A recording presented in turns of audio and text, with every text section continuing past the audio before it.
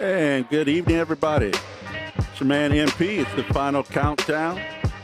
As always, we're downtown at the Gorilla Cross Studios. Joining me, my man Jeremy Long. What's up, Jay Long? Man, what's happening with you? Man, Happy New Year. Yeah, look at that. Yeah, we made it. A whole new year, a whole new decade. A whole new decade. Whole new dreams. Hey, yeah, dreams and hopes. 2020, the year of Everyone vision. feels alive again. We focused. So you ain't been focused all your life. Just This is the year you're going to be focused. Man, Good luck with that. The gyms are crowded. People are, hey, new year, new you. Not here. No. Same us. Same hopelessness. Guys, give us a phone call. We'd love to hear from you. 702-608-3259. Big week in sports. I said big week in sports, people. We have bowl games aplenty. We finally found out who's going to be playing in the national championships. We have the playoffs kicking off this weekend. College basketball in full freaking effect. It's here. Hockey's real now, because we're over that hump. NBA's real now because we're over that hump. NCAA college basketball. Wait, did I say basketball, people? I said basketball. Yeah. It is here. It is conference play. So, man, this is part 2 of sports season, as I like to say. Marcus Berg Injury Lawyers, we want to thank them for being our sponsor of 2019, going into 2020. And, guys, if you're looking for the best law firm in Las Vegas, look no further than the guys over at Marcus Berg Injury Lawyers. They are the #1 legal team in Nevada. Give them a call today. It is that season when things happen, bad things happen to good people. 702-222-4555. Let them represent you. 702-222-4555. Bro, you ready for this? 2020? Yes.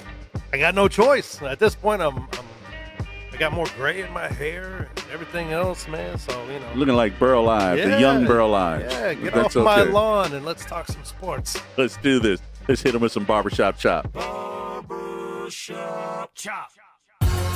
Man, we hate starting the year off with sad news, but I'm sure as a lot of our fans know, it's the passing of probably one of the greatest commissioners in all sports. Yeah. And that would be one, David Stern, of the former commissioner of the NBA, died at 77. Man, it's, we're not going to talk about the sadness of his passing and just talk about the greatness of some of the things he did, man. Yeah. He came in this league and been in the league since the 70s.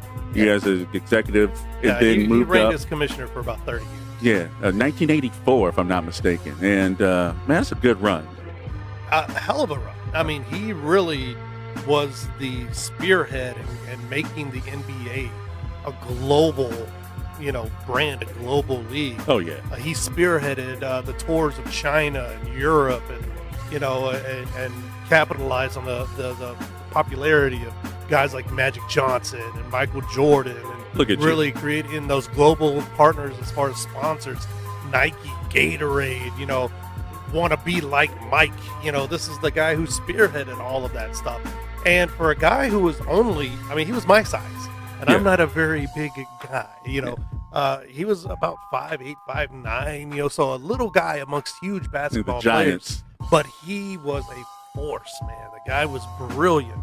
And he got a lot of flack later on at the tail end of his commissionership and in the years after and everything. But there would be no modern NBA without David Stern. And he laid the blueprints and the groundwork for a lot of the leagues that followed, the NFL and organizations like that. A lot of things that he did that now is common. Right. It began with the NBA and began with David Stern. Oh, yeah. I mean, if you look at it, there's 4 guys that we can look back and say they were the reason that they resuscitated the NBA, and you said a couple of them. We go Magic Johnson, Larry Bird, Michael Jordan, and David Stern. Yeah. You put those 4 guys together, and that is the savior of the NBA. Yeah. You look at it. There was a movie, I don't know if it's definitely before your time, but you were an old young man, The Fish That Saved Pittsburgh. It's a great movie. Dr. J's in it, man. You said it's a great movie. It is. It is, man. It's such garbage that it was great. Garbage. It's those movies, man. When something's just straight garbage, and you go, I love this thing, man.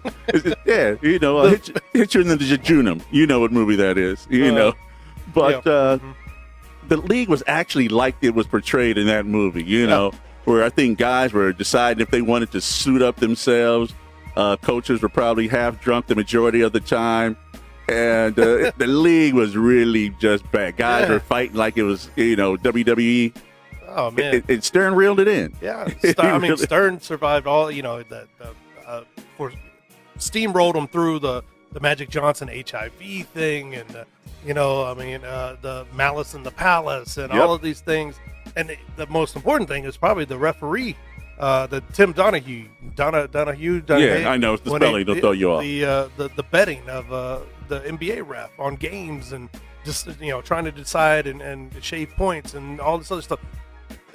One of the most dangerous things for competitive sports, especially in the pro leagues, which is why Pete Rose was banned and still, you know, has all those issues with Major League Baseball, is the betting on games and things like that. And he spearheaded it all through that, which is crazy, which could have broken any kind of organization and commissioner, but David Stern did it, man. That's it. Young fellas, look it up.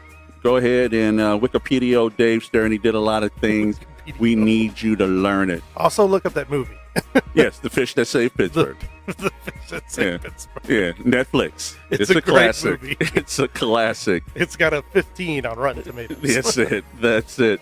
And then, you know, we're going to continue on with our thanking, you know, the great careers that these people had. We have another player, a player that died, Don Larson, great Yankee player, hero of the 1956, only player to pitch a perfect game in the World Series history. And Jesus Christ, he had a hell of a run. Yeah. 90 years old. 90 years old. 90 years old. And it's crazy. I mean, Don Larson's a well-known name now, but actually at that time in the 50s, he was actually just a journeyman pitcher, you know, and his win-loss record at the end of his career was pretty much 500. He wasn't, and if people remember, you know, your baseball history, in Game 2, he absolutely stunk it up. The Dodgers chased him after the second inning. I mean, he got blown up, you know, and he said in his biography years later, he said, I didn't expect to pitch again for the Yankees. I thought I blew my chance. And when I went in that day, the ball was in his shoe, in his cleats, in his locker, which was the sign that he was getting the ball, that he was starting the game. And so he went out there and threw the only perfect game of World Series history. And the Yankees went on to win, I think it went 7 games. That's beautiful. In that series and everything. And, you know, Mickey Mantle's on that team. Jackie Robinson's on that team, you know, for the Yankees. So, I mean, for the, there you go. Yeah, no, but Greatness can't come from anywhere, man. And Larson, like you said, you know, you can't even imagine when you just think you're just straight up being the scrub, and then all of a sudden you get the call, and you deliver. Yeah. And you deliver. And from that period in your life, you're just legend. Yeah, you're just a legend. You never bought another steak in your life in Journeyman pitcher. Maybe you don't have the clout of a Mickey Mantle or someone like that who did it throughout their career as a legend that way, but you're a legend for something else. One game. That's all it takes. One series. There you go. It's all it takes. Don Larson never bought a drink in that town ever again. Whew. As we know, championships in college football are here, and damn, this 2-week thing. Who do we write? Who do we write when we have the game, and it's not until the 13th? 2 weeks after the final of the semifinals, and they're playing. You know what? Let me back off. Get off my lawn. I said it. I'm just going to back off. But we have LSU playing Clemson, and the first thing I want to say is boo-hoo, Ohio State. Boo-hoo. Stop crying. Welcome to being a Michigan fan. Yeah, you remember that game when we actually got the first down against Ohio State, and they said we didn't get the first down? Oh, that's how it feels. That's how it feels. So, come on, get over yourself. Everybody's due, man. Yeah. Everybody's due. You know, and they just up here pitching tents of oh my God, we got robbed. Really, you got robbed. You know, no one's ever got robbed in sports before, but now it finally happens to them, and they don't know how that shoe tastes in their mouth. And it's okay. You know, they'll probably be good again next year. They'll probably beat Michigan again next year, which is another thing down here who someone wrote in here. I don't know who. But, man, You always have Michigan, Ohio State. Yeah. As long as Harbaugh's there, you always have Michigan. As long as anybody's there. We've been throwing pitchers up at them like a gang fight. Juan, go get them. Rufus, go get them. We just keep throwing people up, and we just keep losing. We keep losing the fight. Keep attacking them one at a time. Yeah. I love that movie. One at a time. One at a time. Oh, God. That's the funniest it's a gang fight, but we still want it to be a fight. Yeah, we're not going to jump on you all at once because we might win. Like Pootie Tang. Yeah. Y'all keep running up, and just keep whipping up the belt and smacking y'all in the face. Side-eye tape. Oh, shoot. So, is this what you thought would be in there, these two, LSU and Clemson? I had a feeling on LSU because they've dominated all season. Steamrolling? They're really, truly, for the first time in a long time, that is a number one team. You know what I'm saying? They're complete on both sides of the ball. The defense is good. Joe Burrows, jeez, where did this kid come from, right? Ohio State. 8 touchdowns, Yeah, right, Ohio State. But, they've got it clicking right now. The only thing I could see that would hurt them and give Clemson the advantage is the long layoff.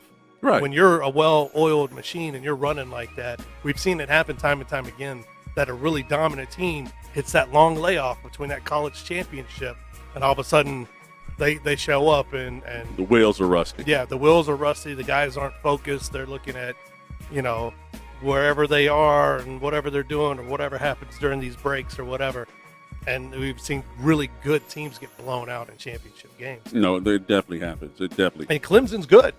Trevor Lawrence is, he's the truth as a quarterback, man. That kid, they took their punches with Ohio State. Ohio State was hitting them in the mouth just like they should have, but Clemson was able to regain that momentum and punch them back, man. Yeah, no, Trevor Lawrence, like you said, he it wasn't working in the arm in the first half. He put it in his legs, ran for a couple first downs, ran for a touchdown. Yeah. And there was the whole difference in the game, Were there some bad calls? Yes. But you know what? There have been bad calls in so many games this season, pro, college. You still got to go out there and execute. Yeah. You still got to execute. The last play of the game should not be the play that dictates how you're winning, whether you win or lose. Yeah. And, boo-hoo. That's all I got. I'm going to put a boo-hoo stick up there. Oh, so talking about boo-hoo, Alabama beats Michigan. Whoa. That was something I didn't think I'd be talking about today. I just swore I'd be talking. Now, see, I thought, and I said this to you, I thought Alabama was just going to spank that butt. And the score is it doesn't tell the whole story. Michigan was with them, and Michigan led at halftime. Yeah. And so they led 2 quarters. Yeah, we won 2 quarters. They won 2 quarters. There's no moral victory. No. But, there you go. Michigan didn't get blown out like I thought they would. But still, Alabama took out some frustration on Michigan. Watching that game, and I'm going to agree with you. I turned several times to try to watch Hallmark during the game. But so what's? I'm sorry, Hallmark? Yes, Hallmark. The Hallmark channel. It had to be better than watching my team get beat. Let me guess. There was a story about a girl and a guy who aren't fit for each other, but they fall in love over Christmas, and someone's baking cookies at some point. There was an old man involved. Yeah, and an old man's involved. And he gives wisdom every once in a while, just in time. Just in time. But then, at the point where they're supposed to get together, something comes between them. Like someone gets a job offer in New York, and they can't leave the woods, right? Damn you! Because love only happens in East Texas, like a Hallmark card. Like a Hallmark card. That's how love happens. Love is in the air. Yeah. Oh, sugar. That's the synopsis for every Hallmark movie. Oh my God, yeah, but it looked decent for 2 quarters. It looked decent. Halftime came around. Obviously, adjustments were made, and Michigan, that's not what they do at halftime. They go and watch videos of Abbott and Costello. I don't know. Look that up, young people. They watch our podcast. Yes, that's what they do. And Alabama came back, and it was just really 3 amazing plays that Alabama was able to pull off. That you just went, are you kidding me? Are you kidding me? They threw the ball with the one place that this guy who was the backup quarterback, he actually threw it into the area and touchdown for one, major first down for the other one. And I think Michigan kind of gave up. I really don't know what this means. People keep telling me that Harbaugh is a serviceable coach. I don't. Is that like having a car that just gets you from A to B? because I like luxury. It's can I have some chairs, some seating in my car? Jim Harbaugh is the Hyundai Sonata of the coaching league. Oh my God! It'll get you from A to B. It may not be pretty, and you definitely ain't gonna get no honeys, but you got a ride to work, and that's something. That's a lot to speak about in this economy. That's something. God bless you. God bless you, Harbaugh, man. And he's going to be there. There's nothing I can do about it. We're going to see how it plays off. So what? We missed out on a great coach who was coaching at the college next to us at Western Michigan, and we let Mr. Fleck go to the University of Minnesota. The other U of M. Yeah, we're not going to talk about that. Yeah. Hey, the Rose Bowl. Rose Bowl was a thrilling game yesterday. We had Oregon overcoming Wisconsin. Yep. The Cheeseheads weren't able to put it together, but the 1-point win for Oregon. Oregon actually beat Utah to get to that point. I don't know what that says over here about the Big Ten. We had a bad outing as far as bowls are concerned right now. If I'm not mistaken, I think Michigan State and Minnesota are our 2 wins. And everything else, we took the shillelagh upside the head. And Minnesota had a really fine season. They had a great season. They had a great oh, season. Man, come on. At one point, they were, 7th or something in the country, being talked about for the college football playoffs. They beat Auburn. Yeah, they beat Auburn. I mean, that's great huge. Season. That's a great season for Minnesota. No, it's a great season. It really is. And, hats off to Oregon. Big win. Wisconsin. Hopefully the Big Ten can figure out what they need to do, man, to be able to participate in these big matches in the Power 5. Yeah. Because at this point, they look like they need to be playing in Division NAIA. I'm just saying. UNLV could give them a run for their money. Now you just really pushing the envelope. Did you see the game? Which one? Melo.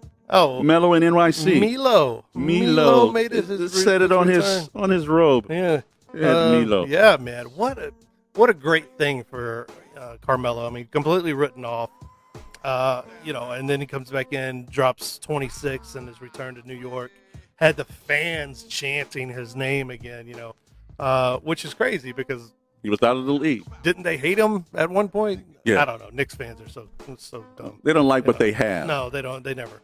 They never do. I don't want this. Oh, man, I need that. Yeah, and so, I mean, good for him. I mean, swan song, I guess, but he dropped 26. Good. Yeah, that's a good thing.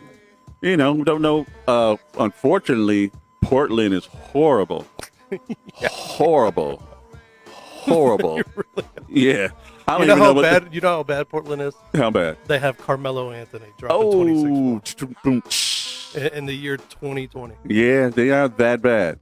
They went from being decent to horrible. Yeah. And they made trades. So you traded people to be this bad. Yeah. Okay. Hey, Dame Lillard can't do it by himself, man. Hassan Whiteside, you have proven me wrong, dude. You're garbage. Yeah. I'm sending you the envelope right now, and it's going to be thick, and it's going to smell because it's garbage going to garbage. I mailed you some garbage. It's just that bad on the streets, man.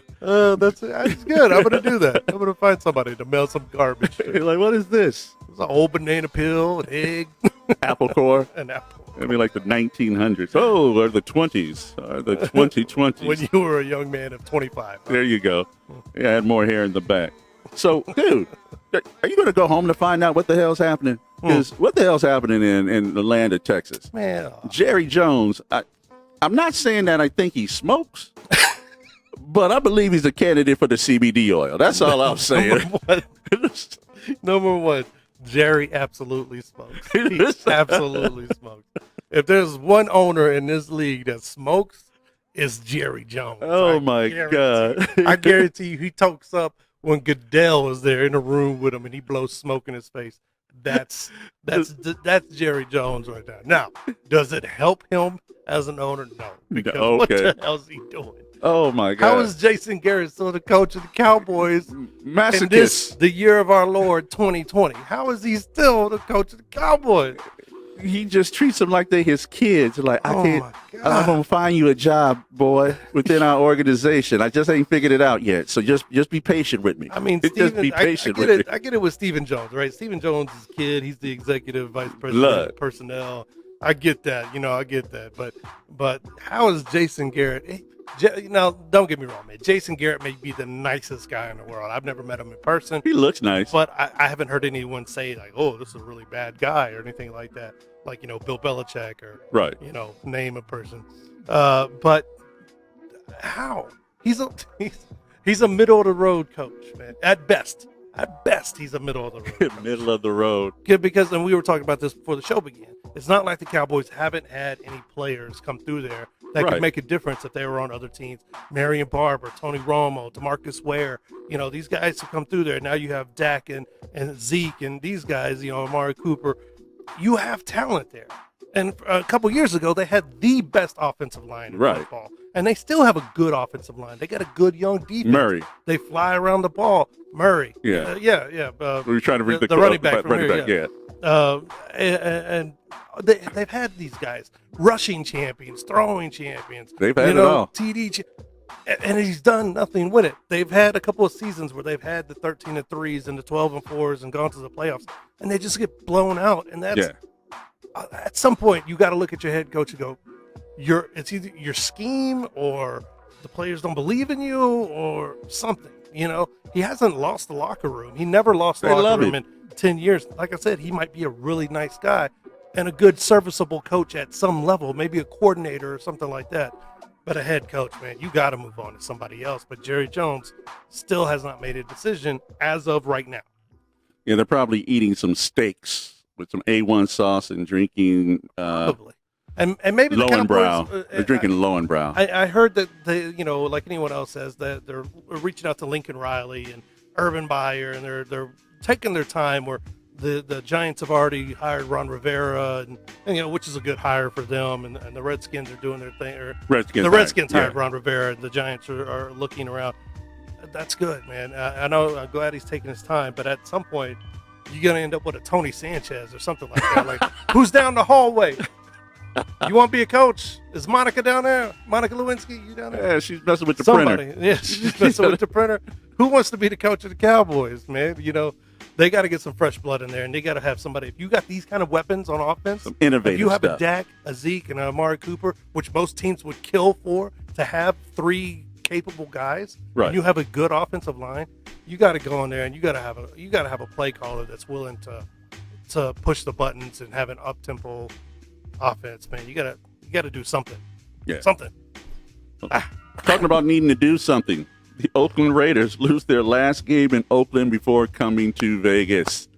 We need to do something. They kept it consistent. Love you, John Gruden. They kept it consistent for Oakland and everything they deserve. All the Oakland fans, sorry about your tears. Oh, God. Now they're officially the Las Vegas Raiders. Wow. So cry me a river, man. You guys still have the Golden State Warriors. So go over there to those brand new ballparks you guys built for. Well, fans should be. Quan should be happy. You're going to be getting a whole bunch of new fans within the next 20 years that didn't even know about Oakland. All of a sudden it's just like, Daddy, what's our team? The Niners. It's the Niners, boy. But what about the Oakland? You don't talk about the Oakland Raiders. Take a belt to you. Yeah. Taking a belt to them, just like Booty Thing. Oh crap.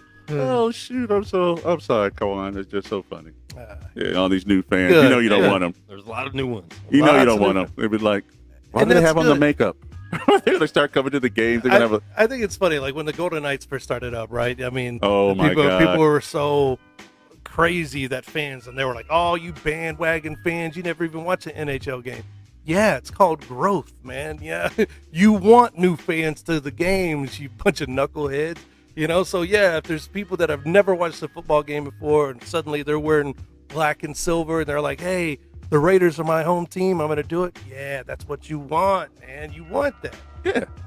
Because they're going to be terrible. But that's still fun, man. The stadium's going to be come full. on. The stadium looks like the Death Star, which is everyone's calling it the Death Star now. I like that name. We need cool names for the Raiders. Yeah. We got the Black Hole. We got the Death Star. Good. We don't need no Wookiees. We don't need no Wookiees.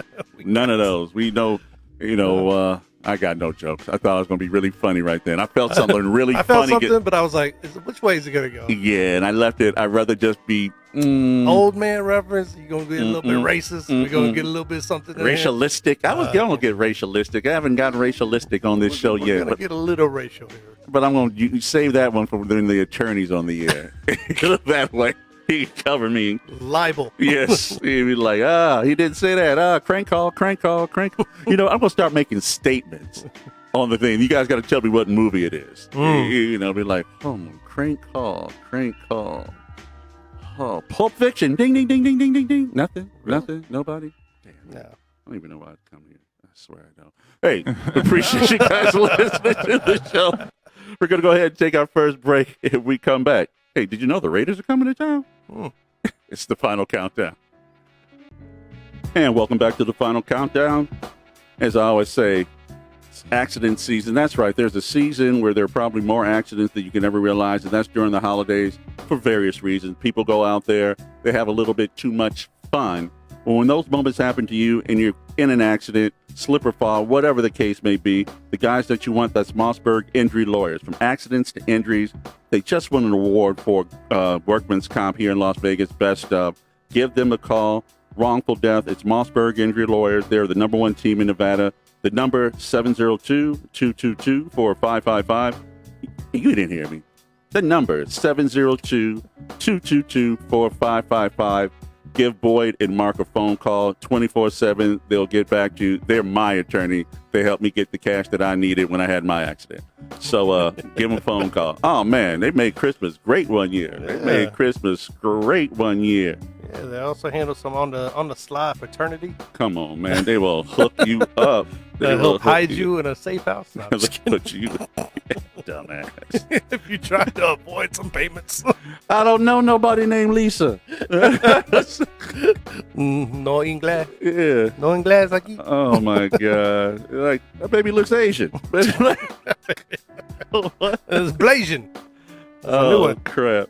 So if you've been under a rock for the last 2.5 years, maybe you don't know. The Oakland Raiders are coming to Las Vegas. It's a big old stadium called the Death Star. Speaking of payments. Yeah. Oh, God, they're collecting so many payments. I don't even understand how people are affording to go to these games. I really need to know, what did I get sucked into work-wise? Some friends of ours got season tickets, right? Several friends. And I had to ask. I'm like, how the heck does this work, right? Because I've never bought any season tickets to whatever. They were like, hey, it's basically an interest-free loan that you pay off because you have the seat license, the personal seat license, and then you have to actually pay the tickets. And it's all grouped together depending on where your seat is sit. It's different prices. I want to say their personal loan thing was like $16,000 for a personal seat license and for the tickets to the games and everything. And they have like 3 years to pay it off interest-free. If you can afford that, God bless you. I'd like to talk to you about sponsorship, maybe adopting me, something like that. We got a lot of great sponsorships. But good Lord, if you can afford it, that's great. And they're selling out or near sold out or something like that. And it's going to be that way. I was around in Houston when the Texans were created, and they were sold out for the first 4 or 5 years, and the Texans were horrible. So it's going to be that way. People are going to go to the games. They're going to love it. They're going to love every single second of it. Be sure to visit our new office. It's right across the street from the Raiders. That's it. Bing, bing, bing, bing, bing. But it's crazy that what we saw with the NHL is going to be dwarfed by the NFL. God, yeah. That's just the machine that the NFL has created, and that's the reach of national football. And American football, just especially coming to Vegas, it's going to be crazy. It's going to be nuts. Bananas nuts. I mean, we've been talking about it for 2.5 years. Everyone's getting ramped in all these different scenarios. Who's going to get the Raiders, rights, radio, television. But, man, the impact is just the fact that the city itself, we don't even know what's going to happen, but we do understand that the economy is going to be a shift in the economy. More money is going to be spent here, and more people are coming. Right. White, black, Puerto Rican, everybody just a freaking. Folks are coming. It's going down. See, nothing? No song? Nothing? Jesus Christ, man. I'm getting a new couple of people to hang out with. My God. But, so it's going to change, and parties, clubs are going to look different, because we're going to have some big old brothers in the clubs now. Yep. And, more women who are going to be here to get married to football players. Ladies of the night are licking their chops. Oh, my God. It's going to be Crazy so Horse already changed their whole parking lot and everything over there. Yep. So they're right by the stadium. Yeah. Who did? Crazy Horse. Did they? Yeah. Yeah. You we can know catch some of them on C. Williams. So. Yeah, Hustler Club, they're changing everything that they do, their business structure. Oh, yeah. And that's just one of the realities of an NFL team in your city now. Yeah. There's going to be so much money to be made from avenues you're not even thinking of, real estate and things like that. They're already buying up homes in Southern Highlands, millions of dollars just changing hands every single day. The businesses and everything else. Businesses, if you're not already on the lookout for the way that your business can interact with the football team in some kind of way, you're already behind. You're behind. And you need to call us, actually, because we do sports marketing. But, there's so many different ways and so many different avenues to be either directly or indirectly associated with this team, right, that you need to get on the ball now. Because if you're going to try to pick up a phone mid-July and go, okay, now I'm interested in doing some football, no, it ain't going to be happening, man. Yeah. You're going to be paying out the nose for this. In little crappy stuff. Yeah. In crappy opportunities. We were in, 3 meetings today? Yeah. Three separate meetings. Back to back. We actually met with people at the same place as other people and just said, we got to go. Yeah. We got up and went to another meeting. Yeah. But that's the nature of it. If you thought the Vegas Golden Knights doing it was big, when the NFL comes here, when they're officially here, yeah. Now we hear all kinds of rumors just like anyone else, the payments haven't been made on the stadium. Some of the stadiums sinking because of the ground underneath. It's all shifting sands. Yeah. We are in the desert after all. But I think it's gonna be finished when it's supposed to be finished, if not a couple of days after. And imagine if the Las Vegas Raiders come in. Las Vegas Raiders come in and have a first season like the Knights did. We go to the playoffs. We make the Super Bowl or something like that. Insanity. We don't have that much money. Insanity. We ain't got enough of that. We got that much money. How much money the city will spend on everything. Everything. I bought my lady a couple of Raider pieces, for Christmas, because they're a little nostalgic at this point with Oakland Raider on them. But, just the store that they have over there in Town Square, they're just going out just selling out. Absolutely. I went to NFL.com, the pro section there, just sold out everything. They're just trying to move all this inventory so they can bring all this new stuff in. Yeah. And, that new stuff, it's going to go on sale just like Versace does. When is that? Never. I got me that discount Versace. No, you didn't. No, you didn't. He never got that. So that's what Quan wears. He wears that discount Versace. That discount Versace? Yeah, that's all right. He makes it work. Come on now. Wait, that ain't what is that? That's oh, that's a Versace? Versace. Okay, all right. Oh, my God. Yeah, but no, it's going to be fun. I'm looking forward to it. And, dude, I think I had an anxiety attack last night thinking about it on January 1st, about August 1st. Because I just counted the days down. I went, oh, Lord. There's not a whole lot of time. There's not a whole lot of time. The draft is in April. Yep. Sounds like a long time. And the draft's going to be here. Yeah. And the people are going to get firsthand, this is the first little toe dip into what the NFL is all about. And that's going to be insanity. Yeah. When the eyes of the nation, basically, in better parts of the world are on you and on your city and how you guys perform, how everything's handled, from the infrastructure to the security to, fan support and everything else. It's nerve-wracking. So I can only imagine what, the mayor was going through, Carolyn Goodman, and all these executives are going through, because there's a lot riding on We this. need to get her on the show. Yeah. We need to call that office up. Yeah. Yeah, we need to do that, man. Flex on her. Flex on Miss Goodman. Come on, girl. You told me you'd come on my show. Oh, that was just conversation for fodder, huh? I say I threw it in. I brought that thing up. Well, now that I got your vote and I got reelected, I ain't got to do that. I don't need you anymore. I'll talk to you in 3.5 years. Oh, my God. Oh, yeah. Yeah. No, when I look at this Raider deal, man, when I first heard about it, I'm one of those guys. I didn't think it was going to happen. I did not think it was happening. I don't know where I thought they would go, if they would just stay home or stay in Oakland. But for us to get a hockey team, then get a football team, and no, that's some special. And the baseball, baseball that's rumored to be happening. The NBA, of course, is staring us down. Major League Soccer screwed up, but they could have had something here before anyone else, and they played their hand. They blunk. They played their hand. They literally. Congratulations, you played yourself. We was your people. We was here for you. We had money. We had fans that would have. Oh yeah, remember that? Remember that whole push? The sign in and put the money in, and so many people had to buy or put deposits down on season tickets and things like that. They did a whole push, and we did all of that, and they still were like, nah. Yeah, we're gonna go to Sacramento. Okay, have fun in Sacramento. Clank, clank, clank. Yeah. Cow poke. Yeah, good luck with the Kings. Yeah. Over there. Oh man. Bunch of idiots. Circus animals. Idiosos. Yeah. But they played their hand on that one. They're gonna be looking back and going, what the hell? What the hell did we not do? And now, I think soccer coming in on the back end, we would just go, we got a soccer team. Yeah, we got a soccer team. We have a lot of fun there. Yeah, the Lights are a good team to go watch, and it's a fun atmosphere, and it doesn't cost an arm and a leg. And Right. When people are now, we're going to start seeing the choices that people are going to make. Right, because a lot of these hockey games fall on Sundays and things like that.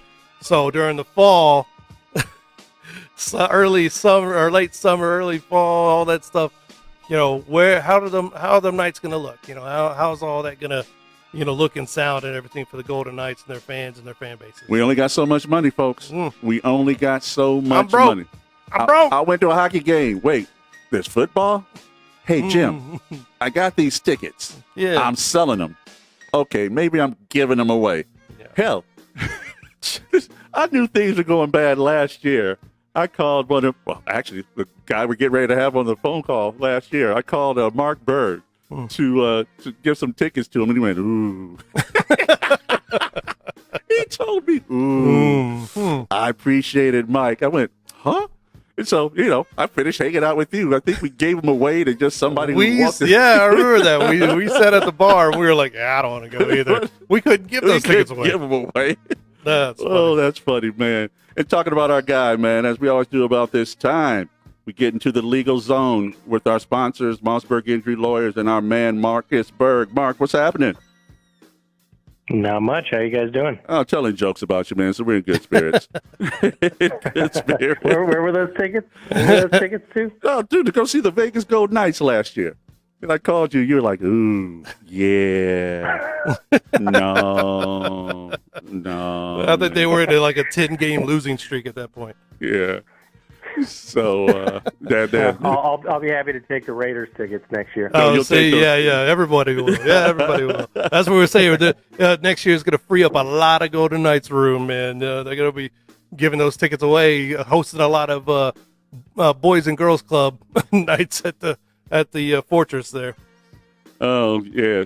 So, man, looking at what's going on with this stadium, Mark, I know you and I kind of talked about what was transpiring, kind of like a renege almost from the Oakland Raiders to the UNLV staff on them using the stadium on certain days. And now all of a sudden it's not as clear cut as we thought. And can you kind of, embellish a little bit more on what's going on over there? Yeah, as with most contracts, there's a lot of lawyer language in them. And, one of the first things that is slated out in the contract is that there are priority events. And obviously the Raiders team home games are priority events.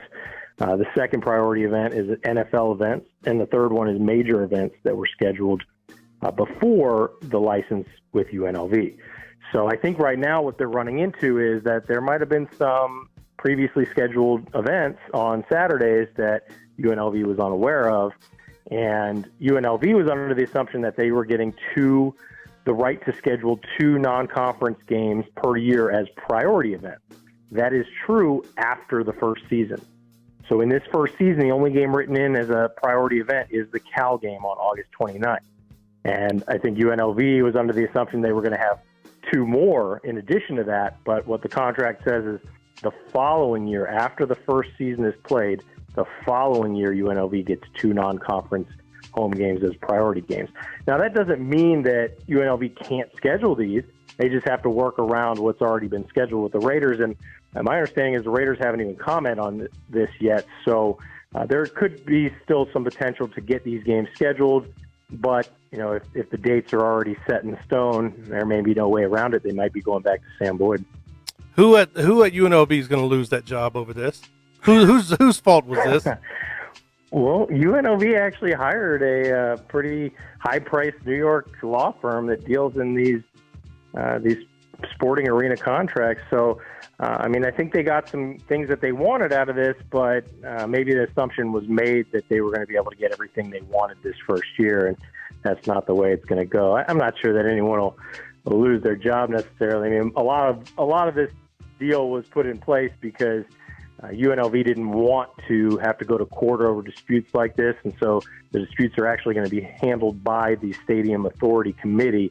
So if they do have these disputes and they get some pushback from the Raiders, they're going to have to go in front of that committee and see if they could work something out. So hopefully it'll work out, but as of right now, I think there was a little misunderstanding as to what their ability to schedule all these non-conference games this year was going to be. As you can see, I'm at a loss for words. You know what? With the crowds that they get, they could host them, anywhere, right? High school stadium, Bishop Gorman. That's what I was going to say. I was going to say they could have it in the parking lot. I don't think anybody would really care at this point. They could have the football game and a basketball game out of the same arena, and they still wouldn't have a full crowd. Shorten the field, play it at T-Mobile. They could play it at 21 like a game of horse, and people would be just like, okay, whatever. It doesn't even matter at this point. Obviously, everybody wants to come out of this thing smelling like roses. So what is, just looking as the legal professional, where's the bend break point for everybody on this? How does it work in your eyes? Well, I think they're going to end up before the Stadium Authority Committee if they are not able to work out these dates. But I think there's still some possibility to work out these dates. Maybe what the Raiders are saying here is that they've got some priority events, and maybe they're trying to free up their schedule. Maybe they're trying to book some.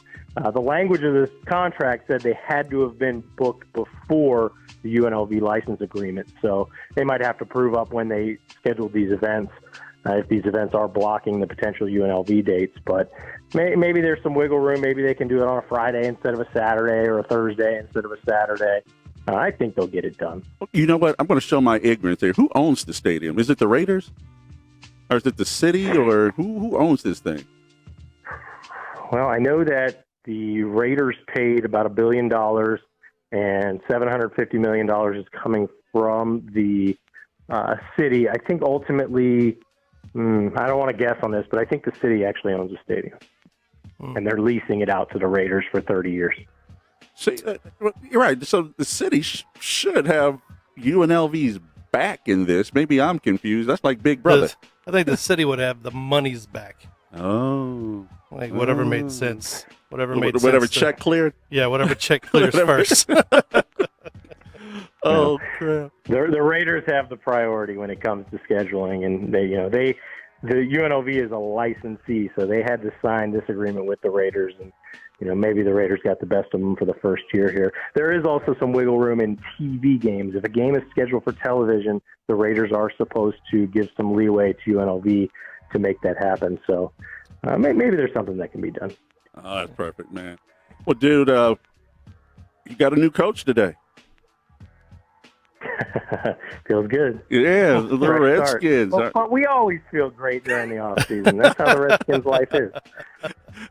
What do you think about Ron Rivera?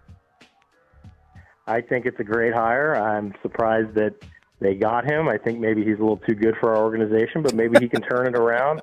I think that definitely a culture change is what we need. And if you heard what Josh Norman said, everything about the organization will change with Rivera. Tells you a little bit about where they were. But I think that it's going to be a good thing. I like that they're keeping O'Connell as their offensive coordinator. Let Rivera and Del Rio handle the defense and, get some new ingenuity there on offense. I was a little disappointed that they let Ike Hilliard go. I thought he did a great job with the rookie wide receivers they had.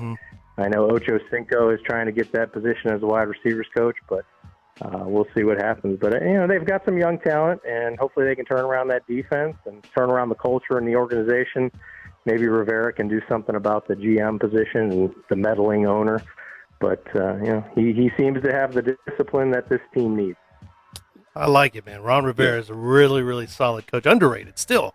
A lot of success there in Carolina, and still an underrated coach, man. I can't understand is how is Jack Del Rio still getting coaching jobs? I just can't. It's like Sam Bradford getting NFL starting quarterback checks. I just don't understand how Del Rio keeps talking his way into more and more coaching checks. I just, for the life of me. But then again, Jerry Jones still has Jason Garrett as his coach right now. So what the hell do I know? Well, I mean, you look at those guys, though, Rivera and Garrett, and they both are winning coaches over the last 8 years. And that's kind of a rarity when you're looking to hire coaches. So, if you can tell me the Redskins will get what Rivera did in the last 8 years in Carolina, right? All those playoff appearances, a Super Bowl appearance, I'll take that. Yeah. You're talking to a Lions fan. I would too. What do you think, before we let you go here, Mark, what do you think the over-under is in the next 10 years of maybe the Redskins changing that name? I don't think Snyder's ever going to do it. Are you pro or against the Redskins name? I used to be for it in tradition, and because I didn't think it had any disrespect in the name, but then it kind of started rubbing me the wrong way. Maybe after they were losing for so long, I just said this is not a good vibe. But, yeah, it took a losing streak. My opinion is just kind of, it lost its glamour, I guess. But my opinion is you just call them the Skins. The hell with them. He said the hell with them. Everyone calls them the Skins anyway. Oh, my God. The Skins. And we can interpret the Skins in so many different ways, There you go. The logo would change. It might be something totally inappropriate. Who knows? But you know what? Yeah, I think you're right. The Cowboys, we haven't been relevant since the mid-'90s, so I think we should go ahead and just do a full-on change there, too. I think you just call us the Boys. The Boys and the Skins are playing with this. Okay, yeah. Well, I'm going to go off on different jokes here. So that writes itself right there, the Boys and the Skins. Yeah. Yikes. Yeah. We won't get fined for this one, though. This is not libel. Right. Mark, as well, I say, brother, where can we find you? Mossberg Injury Lawyers, 702-222-4555. Appreciate Thanks you, a lot, We'll man. talk to you next week. Have a good one, guys. Happy New Year. Happy New Year. The Boys and the Skins. Huh? The Wait, Boy Skins. Oh, that sounds Man, like fornication. it's not quite anything, but it's just enough for people to go. It's at the edge. Like I want Troy Aikman and Joe Buck to be reading that off and just see Troy's face like, that's not quite right. The Boys are playing the Skins. Yeah. Okay. Yeah. Shirts and skins? Yeah. Sure. Yeah. The blouses. We'll call this the Skins versus the Blouses. Ding, ding, ding, ding, ding. See? That's the show we're playing. That's the game show. The Dallas Blouses and the Washington Skins. Yeah, you guys would lose your mind on those big Texans and they steak, Oh, Lord. beer drinking, steak eating selves. Not American. They took our jobs. The oil fields. Hey, let's do Hey, this. you know what?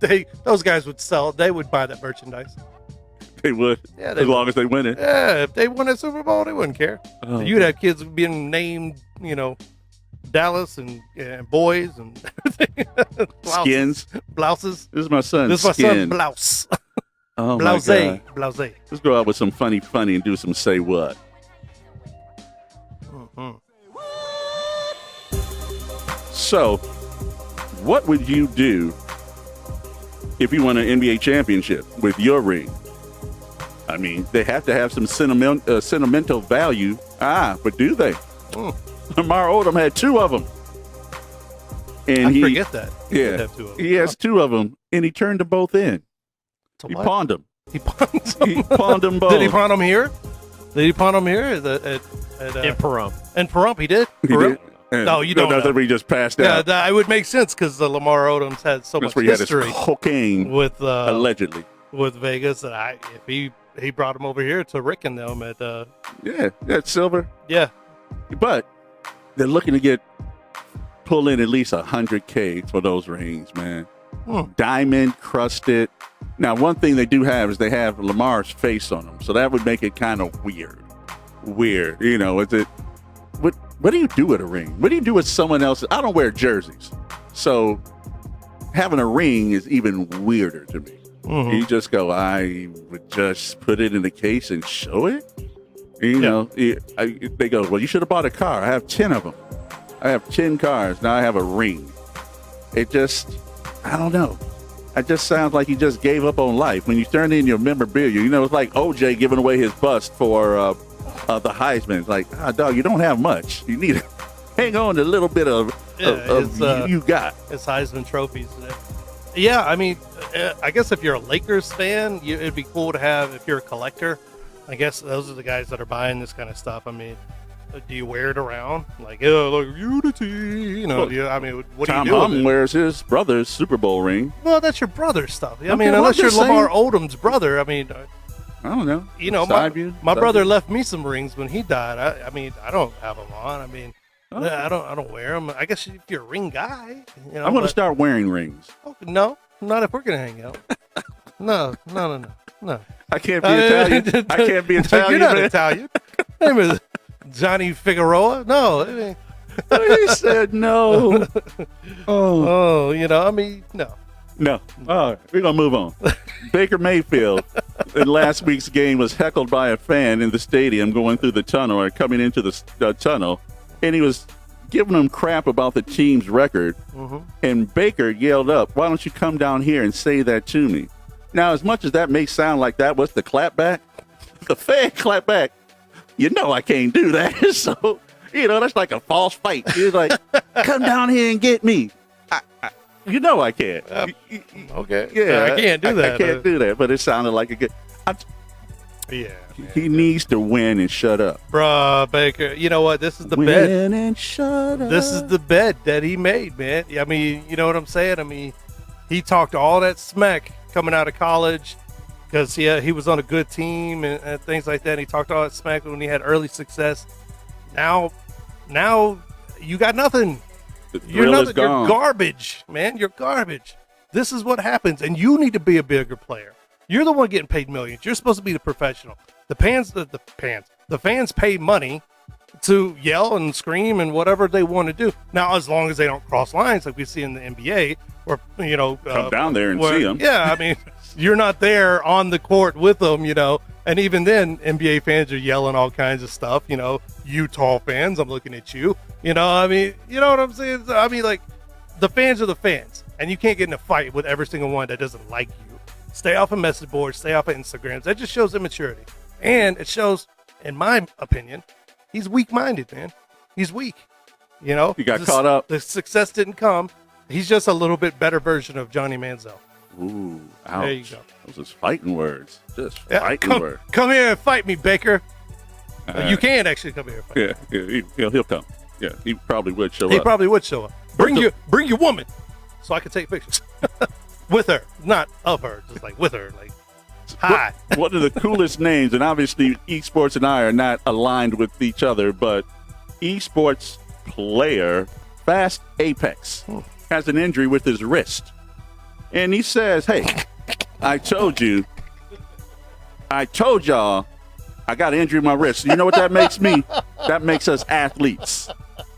No, Fast Apex. That makes you guys like glorified secretaries with tunnel carpal or carpal tunnel, whatever. I always get it mixed up. That would mean, in that world, that would mean every 12-year-old kid out there, every 12-year-old boy would also be an athlete. An athlete, as they say in the hood. Wrist injuries and Everything else, man. Oh Get my outta here. God! Fast Apex, stop it! That proves that we're athletes. No, man. Yeah. Get out of here. It proves that you had a sore wrist from playing the game for 27 hours in a row, 8 days in a row. That validates the esports claim. Validates it. Oh, those are You know, if they have injury insurance, they can call Mark Berg. You were injured on the job, Ooh, look and at if they you. don't pay your claims, I mean, you can sue them, bro. Ouch. We got the best team in Nevada, Marcus Berg and his team. Yeah, go do that. Get that money, You athletes. you esport Sexy athlete. mother. All right, comedian actor Marlon Wayans. Yeah, we have Damon down here, but we know it's Marlon. Damon has other things to do, like fight with his co-stars of his shows he no longer has. But Marlon Wayans blew up at a referee during his son's game over the weekend and just literally got in the ref's ass the whole game. He didn't get kicked out, but as we've been saying all day, he was right at the edge. And I find it funny when we have LeBron, I was like, not contrived, but I can see where, but we just see all these other parents, and they're just real people. They're just real people out here. And his son did get robbed. His son got hit on a couple of plays that they showed. But Still, control yourself, man. Parents are parents. Parents are we parents. see parents. $1 million the one in your last pocket? year, all the parents on the softball field beating the crap out of each other. One had a baseball bat. A pregnant woman walked up at some point and was throwing hands too. We see it a couple of weeks ago. Kelly Ripa's husband, Mark Consuelos. They had video of him losing his mind at his son's wrestling match. His son's wrestling match was out of control, and Mark Consuelos, you see him run on the pads and started yelling and had to be restrained by some people and everything. It's parents. You see your kid out there, especially in games and stuff. You see your parents get hit. I mean, your kids child. get hit or something like that. The protectiveness comes out, man. And some parents just shouldn't watch sports. I'm glad both of my kids, neither of them were athletes. Your kids were athletes. Yeah. Not mine, because I would have lost my mind too. I would have been kicked out of games. Well, the games that I saw for my kids, because I coached them for half their lives. Yeah. It was pretty mellow, but they were pretty good and they were so mellow. I really didn't think my kids were going to go as far as they did in sports until they got to one point. So, yeah. Like, what am I yelling about? What the hell am I yelling about? And last but not least, Meta World Peace thinks that the LeBron Lakers are bigger than the Kobe's Lakers, which Meta won 2 championships with him. Are bigger how? How did he mean that? In Like the sense physically that, bigger, or no, just no, like just, a bigger? just the bigger aura. That it's if it's a rock band, that his rock band wasn't as big as this rock band. And I went, huh? You got to give that a little time to start putting labels on people. I mean, this is their first season together. Yeah. Well, I mean, second season, but their first season with AD and all that. Man, I think that's selling your own team short, man. That team He was said at this point. Kobe and Meta. Those are good teams. You do understand we're talking about the messenger. The messenger. Meta World. It's a man named Meta World Peace. Yeah. Yeah. Yeah. Okay. Yeah. Okay. Yeah. I mean, he named himself Meta World Peace. Yeah, no. Who were we talking to earlier? Who do we talk to ever? I don't know. Yeah, people call us all the time. Hey, but appreciate you guys calling in, or listening in. Call in, damn it. We don't bite. Happy New Year. We're trying to get all of our obscure movie and 80s references. Yeah, I'm going to get them on. What was the name of that movie again? Pulp Fiction. The Fish That Saved Pittsburgh. The Fish That Saved Pittsburgh. Julius Erving. Look it up. Dr. J. Yeah. Make sure you join us next week. We will be here, same bat station, same bat time. That's MPJ Long with our guy Quan, the 5'9". We'll talk to you next week. And you know what I say about this time.